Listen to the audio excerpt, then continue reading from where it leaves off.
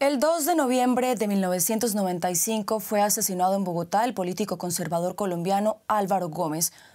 25 años después, miembros de la extinta guerrilla de las FARC enviaron una carta a la JEP, el tribunal creado en el marco del proceso de paz, en la que aseguraban ser los responsables de este asesinato.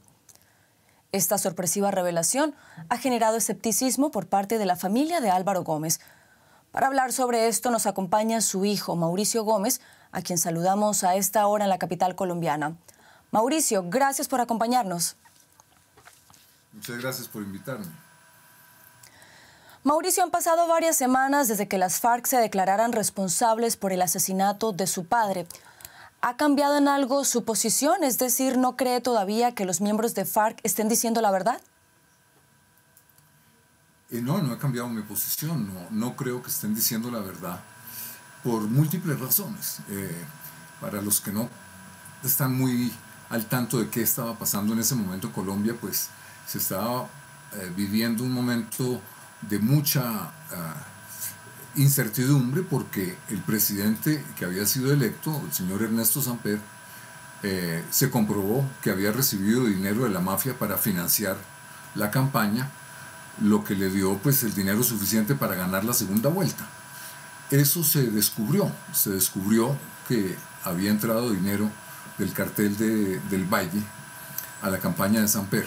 En ese momento mi padre tuvo una posición muy crítica del gobierno, escribió varios editoriales en un periódico que se llama El Siglo, y resumiendo lo que él escribió se ha comprobado que la campaña de Samper recibió dinero. Nadie le está pidiendo la renuncia, pero no se puede quedar.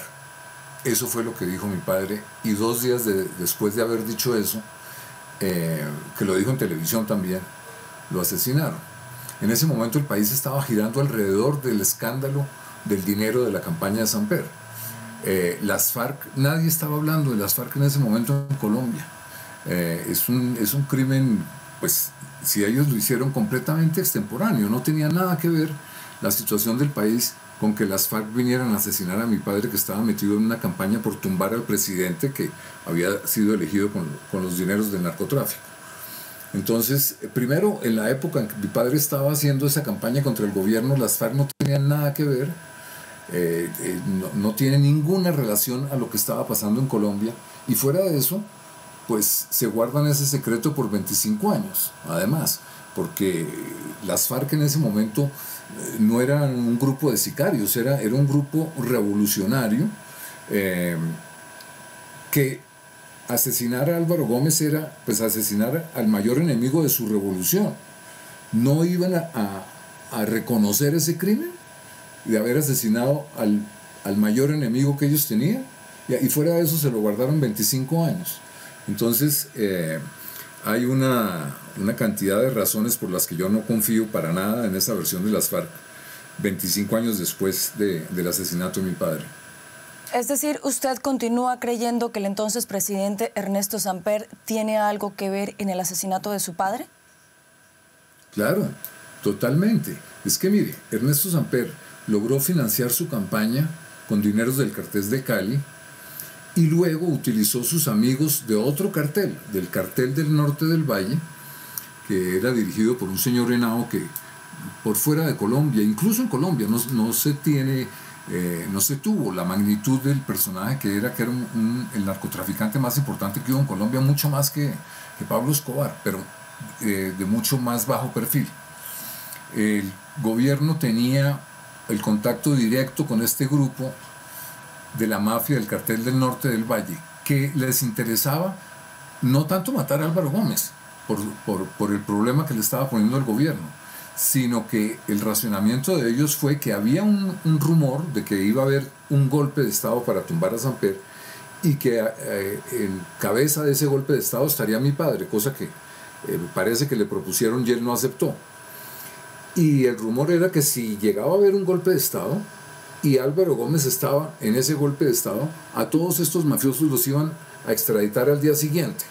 Luego ellos mataron a mi padre, primero por salvar su pellejo de la extradición, y segundo por ayudarle a Samper, que era también amigo de ellos. Es que cuando usted ve a Samper, tiene todos los vasos comunicantes con las mafias, varias mafias. Entonces, ¿para qué no hablar de otros episodios de ese proceso 8000, que fue el del dinero de la campaña de los narcos en la campaña de Samper?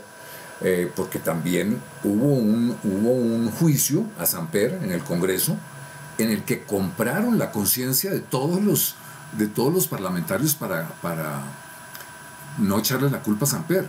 Fue una cosa vergonzosa. Eso, alcanzaron a meter a 8 personas en la cárcel, pero se ha debido ir la mitad del Parlamento a la cárcel, porque la mitad del Parlamento recibió los dineros para que compraron sus conciencias. Bueno, pero son todos detalles de lo que pasó con este señor Samper, y ahora pues, con la sorpresiva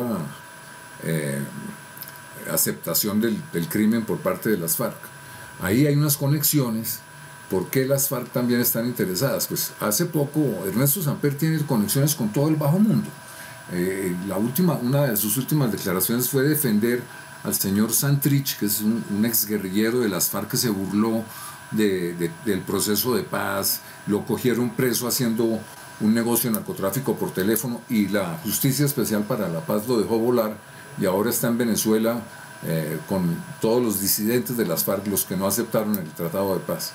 Pero bueno, todo esto es cuando uno ve los contactos de Samper con todo el mundo bajo, pues como decíamos antes, blanco es, gallina lo pone y frito se come.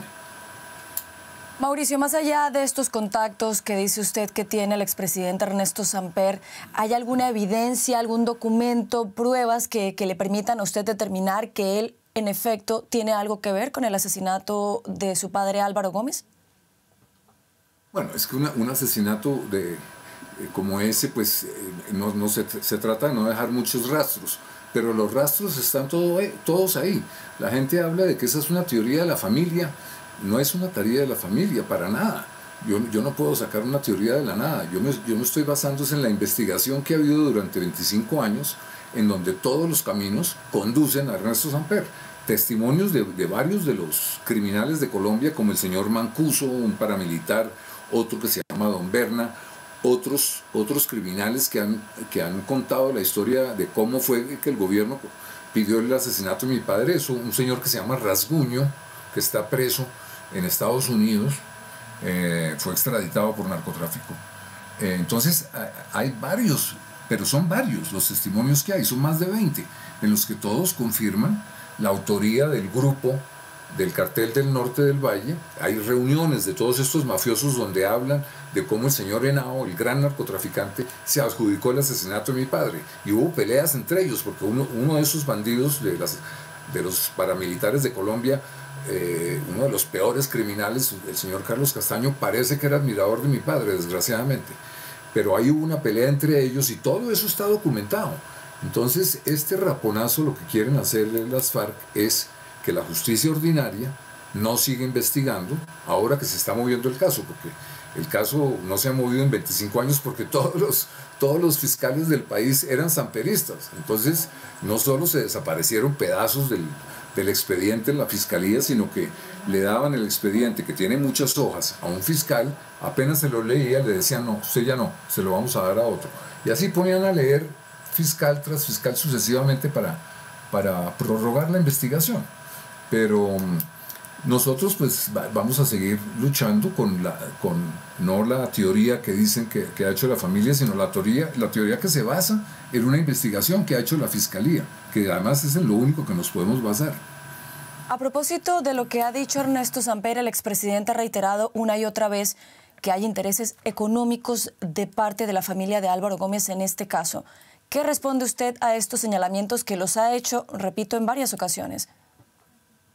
No, pues nosotros sacamos un comunicado de prensa la semana pasada en la que exponemos por qué eso que dice el señor Samper es una mentira, y que están pues todos los expedientes del Ministerio de Justicia que pues, se pueden consultar en ese sentido, y verán que no hay ninguna demanda de la familia pidiendo una indemnización. La única demanda que ha puesto la familia, que es distinta, que es una indemnización por perjuicios, es una demanda que se exige por el proceso, es una exigencia procesal penal, en la cual quien paga los perjuicios morales de eso es el culpable, no el Estado. Lo que dice el señor Samper es que nosotros hemos demandado al Estado. Nosotros hemos puesto una demanda que es un requisito procesal penal en el cual el que paga esa compensación moral es el culpable, no el Estado. Pero eso es un requisito judicial. La Jurisdicción Especial para la Paz, la llamada JEP, confirmó que el 4 y 17 de noviembre los miembros de FARC tendrán que rendir su versión sobre estos hechos. ¿Tiene usted algún tipo de expectativa por lo que puedan decir ante la JEP?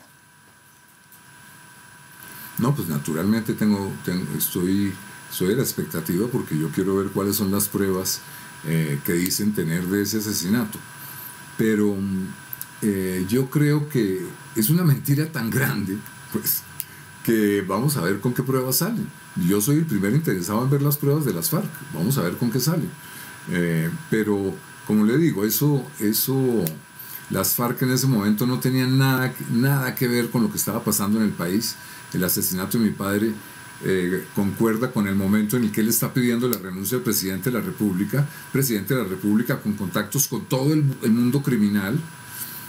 Porque en ese proceso del proceso 8000 también mataron 20 y pico de personas también, gente que iba a declarar contra Samper como una famosa narcotraficante que era amiga de él, conocida como la Monita Retrechera. La asesinaron el día que iba a dar testimonio contra Samper, y otra cantidad de gente que fueron asesinadas y posibles testigos contra Samper. O sea que aquí hay un fondo mafioso de gran calibre y un señor que sigue diciendo mentiras. Entonces yo no veo por qué a ese señor que sigue diciendo mentiras hay que creerle, como a las FARC. Las FARC son un grupo que niegan, cuando estaban de revolucionarios no negaban los crímenes. Ahora que ya les perdonaron cualquier día en la cárcel, ahora sí se atribuyen cualquier crimen, se pueden atribuir cualquiera porque no les va a pasar nada. En el Acuerdo de La Habana se pactó la impunidad.